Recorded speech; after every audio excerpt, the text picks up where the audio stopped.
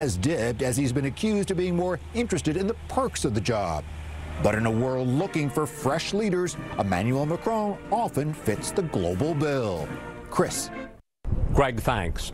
Our interview with President Macron came just 1 week after the U.S., France, and Britain launched a coordinated strike on the Assad regime in Syria. But on the eve of the state visit, there are still big issues that divide Presidents Macron and Trump. I came to the Élysée Palace to talk with the French leader. Built in 1722 for a French nobleman, it was first used by the President of France in 1848.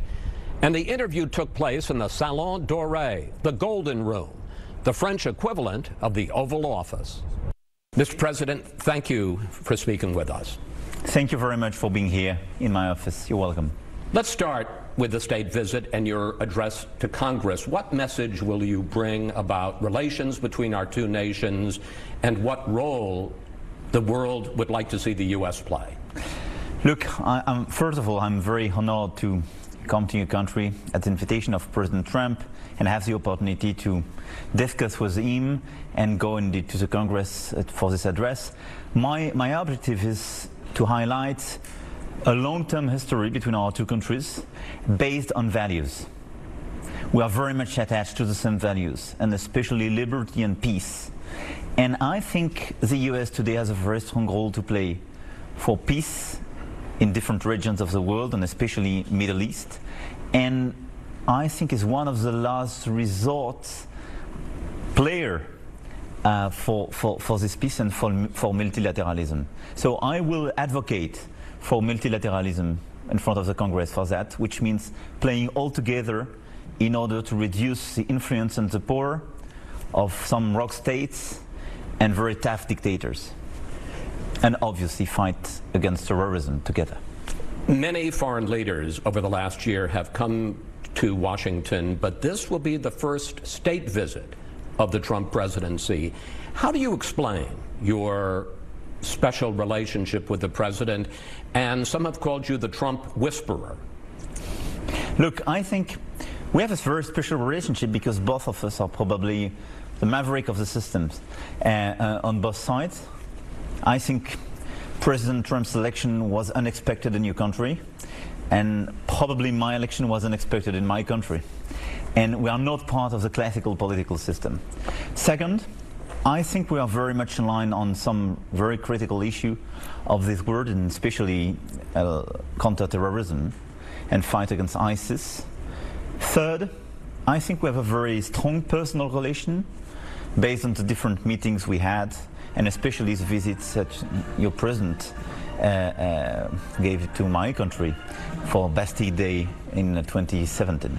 I want to go back to your first meeting and the famous first handshake between the two of you at the NATO summit in May of last year. It lasted 6 agonizing seconds, and you said afterwards it was not an innocent moment, that it was a moment of truth. How important do you think it was to establish that you were not going to be pushed around? Look, I think it was a very direct and yes, a very direct and lucid moment. When I say it's not innocent, it's to say we were sitting together and we had this shake hand, and it was to say now we will work together. But you also made it clear that you weren't going to let him... Normally it's a specialist, basically, to take you with. So I was very, I mean, seeing Prime Minister Abe and some of the different victims, I resisted. But in fact, I mean, it was a very natural moment, I have to say, and a very friendly moment. Don't worry. As you know, the special counsel is investigating President Trump. This week, the former FBI Director James Comey said that he was morally unfit to be president. Does this hurt President Trump's credibility and his effectiveness on the world stage? I don't think so, and to me, there is no impact. I mean, people of the United States voted for President Trump and elected him. You have your system, you are a free country with a rule of law, which is, I mean, very great. I have the same in my country. This is an actual democracy with judges, with media, and with all the controversies. But here in this office, I'm not the one to judge and in a certain way to explain your people what should be your president, or to consider that because of these controversies or because of these investigations, your president is less credible for me, for my people, and for the rest of the world. I mean, I'm here to deal with the President of the United States and the people of the United States elected Donald Trump. Do you ever wonder whether he will serve his full term? I never wonder that. I mean, I work with him because I work with him because both of us are very much at the service of our countries on both sides. And for me, that's why, even when we have some disagreements on climate and on some issues, I think the most important thing is to, just to remind that we are at the service of our people. That's our legitimacy. And this service is to work for this very long-term history for freedom, for defense of our values. And that's, I mean, Lafayette came when you decided to be a free country. He came for France. He helped the United States to exist. During the First World War, during the Second World War, when we were attacked, when our liberty was attacked, thousands of young people came here and died here for my country. That's it. That's the story of our relationship. And President Trump and myself are, whatever happens, in the line of this history. That's why my gift to your president will be an oak taken in a very symbolic place, especially for your Marines in north of France, that together, I mean, we will put in his garden, because that's for me a great symbol of this long-term relationships. You talk about the United States as a country of last resort. Your relationship with President Trump was a bit strained this week after the attack on Syria. Mr. Trump has made it clear that he wants to pull out. We'll be coming out of Syria like very soon. Let the other people take care of it now. After the missile strike, you said, we convinced him it was necessary to stay for the long term. The White House pushed back. He wants U.S. forces to come home as quickly as possible. So, Mr. President, which is it? Is President Trump going to pull out of Syria as soon as ISIS is defeated, or have you persuaded him to stay to help stabilize the situation there? It's not automatically U.S. forces, but that's U.S. diplomacy, and that's your president. We will have to build the new Syria afterwards, and that's why I think the U.S. role is very important to play. Why? I will be very blunt. The day we will have finished this war against ISIS, if we leave, definitely and totally, even from a political point of view, we will leave the floor to the Iranian regime, Bashar al-Assad and these guys, and they will prepare the new war. They will fuel the new terrorists. So my point is to say, even after the end of the war against ISIS, the US, France, our allies, all the countries of the region, even Russia and Turkey, will have a very important role to play in order to create this new Syria and ensure Syrian people to decide for the future. Let's do what we call a lightning round. Quick questions, quick answers. When the president announced new tariffs on aluminum and steel for the European Union, you said that we will not negotiate with a gun pointed at our head. Yeah. There is now a May 1st deadline. Who is going to blink? The President Trump or you? I hope you will not implement these new tariffs, and he will decide to for an exemption for the European Union. You don't make trade war with your lie. But he has said that he is going to implement. He said exemption till May 1st. Let's see what he will decide on May 1st. I just say, where are your priorities? You cannot make a trade war with your lie. I'm an easy guy. I'm very simple. I'm straightforward. It's too complicated. If you make war against everybody, you make trade war against China, trade war against Europe, war in Syria, war against Iran. Come on, it doesn't work. You need an ally. We are the ally. Iran. The president has a May 12th deadline for deciding whether or not to continue to lift the sanctions on Tehran. Would it be a mistake for the president to pull out of the Iran nuclear deal? Is this agreement perfect, and this JCPOA a perfect thing for our relationship with Iran? No. But for nuclear, what do you have as a better option? I don't see it. What is the what-if scenario? Or your plan B? I don't have any plan B for nuclear against Iran. So that's a question we will discuss. But that's why I just want to say, on nuclear, let's preserve this framework because it's better than a sort of North Korean type of situation. Second, I'm not satisfied with the situation with Iran. I want to fight against ballistic missiles. I want to contain their influence in the region. So my point is to say, don't leave now the JCPOA as long as you have not a better option for nuclear, and let's complete it with ballistic missile and a regional containment. President Trump appears close to holding a summit meeting with North Korea's Kim Jong-un. Do you think that his threats, fire and fury, his insults, little rocket man, however unconventional they may be, brought Kim to the table? Look, I don't know. I'm not an expert about, I would say, the rationality of North Korean president. And I think we'll always have to be very careful about this kind of declarations. But I think the pressure he put in this region, plus the Chinese role in this region, because President Trump worked very closely with President Xi, was useful. But now we will have to deliver. During President Putin's visit here to France, you called him out on Russian interference in your election. What do you think of Vladimir Putin? I think he's a very strong man. He's a strong president. He wants a great Russia. People are proud with his policy. He is extremely tough with minorities and his opponents, with an idea of democracy which is not mine.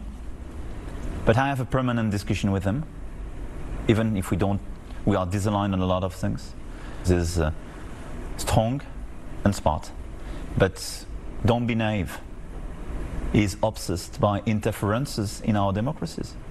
That's why I do believe that we should never be weak with President Putin. When you are weak, he uses it, and it's fine. That's a game. But he made a lot of fake news. He has a very strong propaganda, and he intervenes everywhere around Europe and the US to fragilize our democracies because he thinks it's good for this country. I respect him. I know him. I'm lucid. I want to work with him, knowing everything about that. He rules France like a king. Some in the French press compare you to Napoleon. Some have compared you to Louis XIV. More of our exclusive interview with Emmanuel Macron next on Fox News Sunday.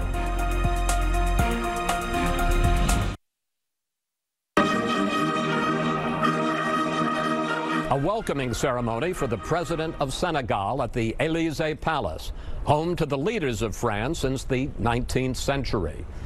And we're back now with more of our exclusive interview with French President Macron ahead of his state visit to Washington this week. President Trump likes to call himself a disruptor, determined to transform the American economy. But when it comes to shaking things up, he has nothing on his French counterpart. Let's talk about your political movement, En Marche, on the Move. How would you describe your reform agenda to Americans? So my reform agenda is to modernize the country. We fixed labor law. We fixed corporate taxes. We are modernizing the different sectors, railway and so on. And we will pursue this modernization agenda till the end. And at the same time, we will launch with Germany a very strong approach in order to modernize as well the EU, the European Union and Eurozone agenda. That's my top priority, because I want this country to be both much stronger and totally adapted to the new challenges like digital and green economy. When you came into office, the unemployment rate was 9.5%. It's now 8.9%. Growth is at 2%, which is the fastest rate in 10 years. But your critics say you are the president of the rich. How do you plead? When you have 10% unemployment, are the rich the victim? I'm not so sure.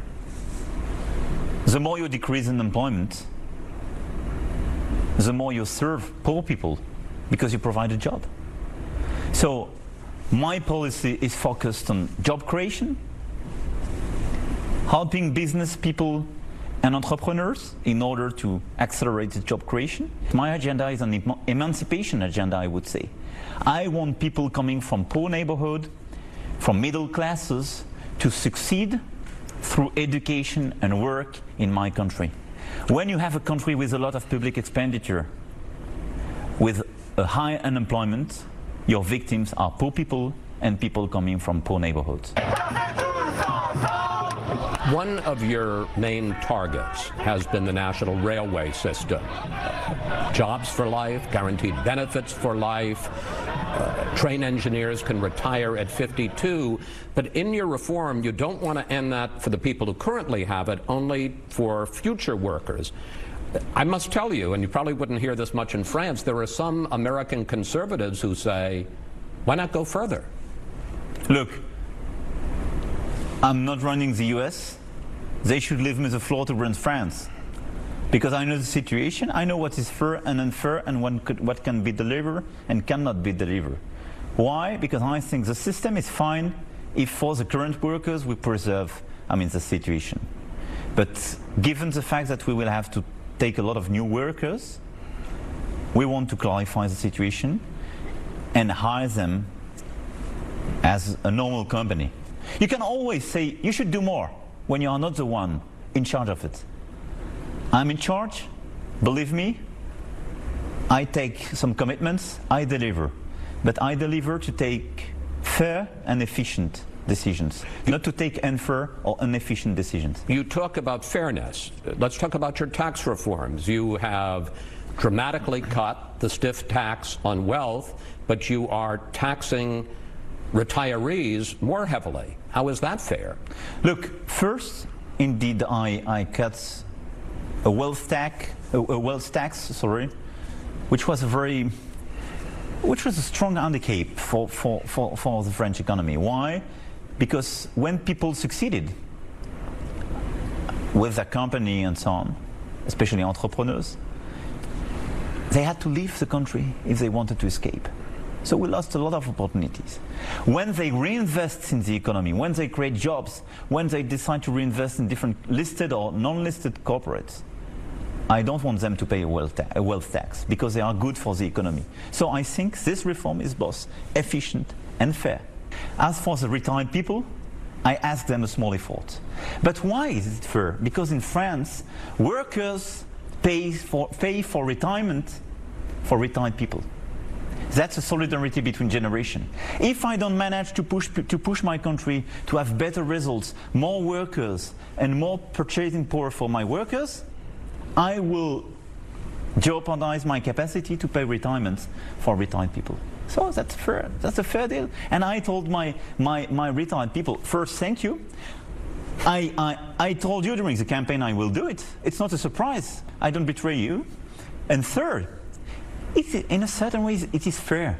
Because when you look at the average in the society, retired people are slightly richer than middle class working people.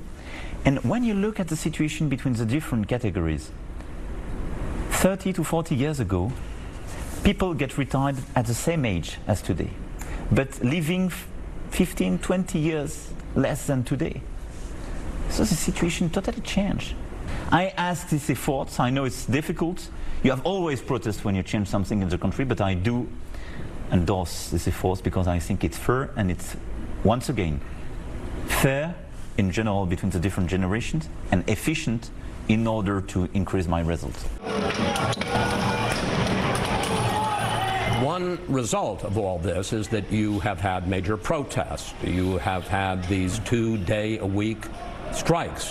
One demonstration, 200,000 people took to the street. Any chance that you will back down? No chance. The classical way to proceed in France was to say, we have an issue.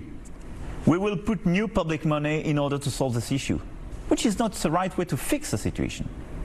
What I told a French citizen before election is that I want to address the deep roots of our problems. It will take time sometimes. We will have to take bold decisions, but we have to fix the situation in depth. So we will deliver. And I have no other choice, because if I stop here, because some protests, and they are legitimate, but they are a minority part of the country.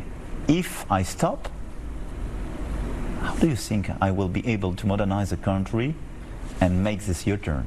It's finished. So I will deliver, because that's my duty and that's my commitment.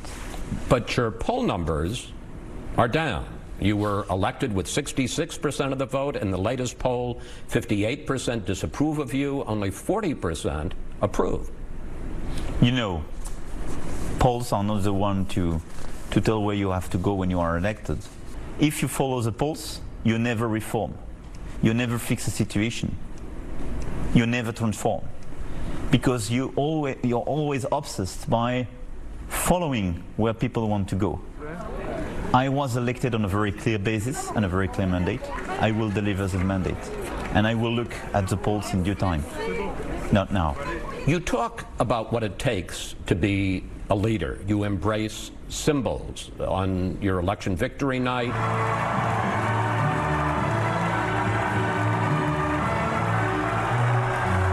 they played the Ode to Joy at the Louvre.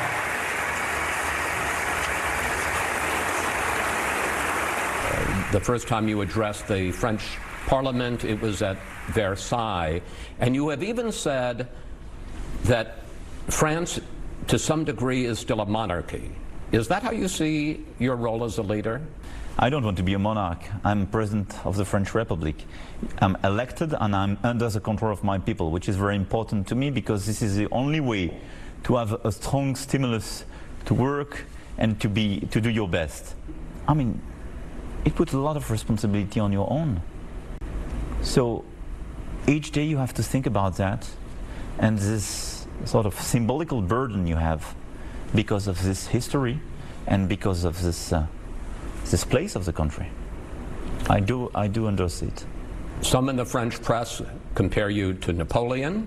Some have compared you to Louis XIV, your predecessor in this office, and your former political patron, Francois Hollande, has warned you to remember that the French also cut off the head of the king. Do you ever feel you need to guard against being arrogant? Definitely. But having authority, deciding, being aware of all the consequences of your decision, and thinking that you have to stick to your decision to deliver when it's good for the country, is not the same as being authoritarian or arrogant. So I try to preserve myself. I mean, all of us have a lot of defaults and weaknesses. But I think the situation of my country is the best remedy of being arrogant. You are not allowed to do so. I'm here to serve my people and my country and make it great again, as somebody I know very well could say. But that's it. That's the whole story. And making great again means delivering good results, having more unity for the country, and being fair with the people. So all this criticism you mentioned are just here to say, now somebody decides and endorses. You have a parliamentary control, you have election, you have a democratic system. We are one of the greatest democracies in this world. But here, in this current situation, because all the challenges in France, in Europe, in our world, I have to take these responsibilities, and I have to decide to endorse and to remain every day both lucid and committed. And I am. Mr. President, thank you. Thanks to you for talking to us, and safe travels to Washington. Thanks very much. Thanks to your people, and I will be very honored to come and visit your country and speak with your leaders. Thank you. Thank you. President Macron arrives in Washington tomorrow for his state visit, and he'll also make a rare address by a foreign